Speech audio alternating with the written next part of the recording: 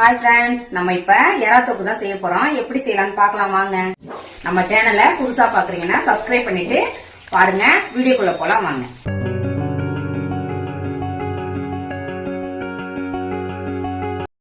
ஜீரகம் போட்டேன். அடுத்தது கடுகு போட்டுக்கணும். நல்லா பொரிஞ்சதுக்கு அப்புறம் பொரிஞ்சிருச்சு. கருவேப்பிலை போட்டுக்கிறோம். அதுக்கப்புறம் பூண்டு இடிச்சு வச்சிருக்கோம், அதையும் சேர்த்துக்கிறோம். பூண்டு நல்லா வணங்கிடுச்சு. அதுக்கப்புறம் சின்ன வெங்காயம் சேர்த்துக்கிறோம். சின்ன வெங்காயம் நல்லா ஒரு கைப்பிடி சின்ன வெங்காயம் நல்லா வணங்கிடுச்சு. இப்ப நம்ம தக்காளி சேர்த்துக்கிறோம். அதுல தக்காளி வெங்காயமும் நல்லா சாந்து மாதிரி வணங்கணும். வெங்காயம் தக்காளி வணங்கினதுக்கு அப்புறம் உருளைக்கிழங்கு எறாவும் அதுல சேர்த்திருக்கேன். இந்த பவுடர் வந்து என்ன பவுடர்னா காஞ்ச மிளகாய், கொத்தமல்லி, வெந்தயம் எல்லாத்தையும் வறுத்து அரைச்சிருக்கேன். இந்த பொடி கொஞ்சம் இதுல சேர்த்துக்கணும். சேர்த்துக்கிட்டா வெந்தயம் போட்டு தாளிக்கிறவங்க தாளிச்சுக்கலாம், இல்ல இந்த பொடி மாதிரி செஞ்சு இதை போட்டுக்கிட்டாலும் வாசனையா நல்லா டேஸ்டா இருக்கும் எறாவுக்கு.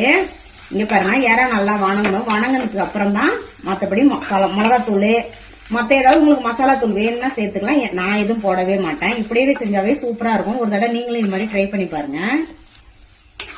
இங்க பாருங்க, நல்லா வணங்கி இருக்கு பாருங்க எறா. நம்ம இப்ப ஒரு நெல்லிக்காய் சைஸ் புளி தான் இப்ப கரைச்சி வச்சிருக்கோம். ஏன்னா புளி நிறைய சேர்த்து கூடாது, நல்லா இருக்காது புளிப்பா இருந்தா. டேஸ்டும் குறைஞ்சிரும் நம்ம செய்யற டேஸ்ட். அதுக்கப்புறம் காரத்துக்கு ஏத்த மிளகாத்தூள் சேர்த்துக்கலாம். நாங்க காரம் சாப்பிடுவோம்ப்பா எங்க வீட்டுல, நாங்க அதனால நிறைய சேர்த்துக்கிட்டோம். உங்களுக்கு எவ்வளவு தேவையோ அவ்வளவு சேர்த்துக்கோங்க. எப்பவுமே கல் உப்பு போட்டாதான் குழம்புல சேரும், தூள் உப்பு அவ்வளவா சேராது. எறா தொக்கு ரெடி ஆயிடுச்சு.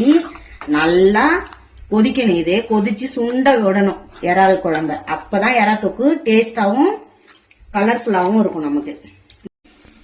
இப்ப எறா தொக்கு ரெடி ஆயிடுச்சு. இங்க பாருங்க, நம்ம மல்லித்தழை தூவி எறா தொக்க இறக்கிட வேண்டியதான். எவ்வளவு கெட்டியா சூப்பரா இருக்கு பாருங்க. நீங்களும் ஒரு தடவை இதே மாதிரி ட்ரை பண்ணி பாருங்க ஃப்ரெண்ட்ஸ். செம்ம டேஸ்டியாவும் சூப்பராவும் இருக்கும் எறா தொக்கு.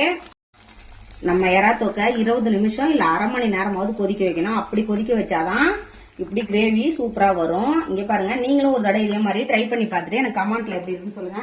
அடுத்தது என்ன ரெடி ஆயிருக்குன்னு பாருங்க. எறா வறுவல், மிளகு ரசத்துக்கு எறா வறுவல் சூப்பரா இருக்கும். உங்களுக்கு இந்த வீடியோ வேணும்னா கமெண்ட்ல சொல்லுங்க. எறா வறுவல் வீடியோவும் போடுறேன் நான். Okay, bye friends.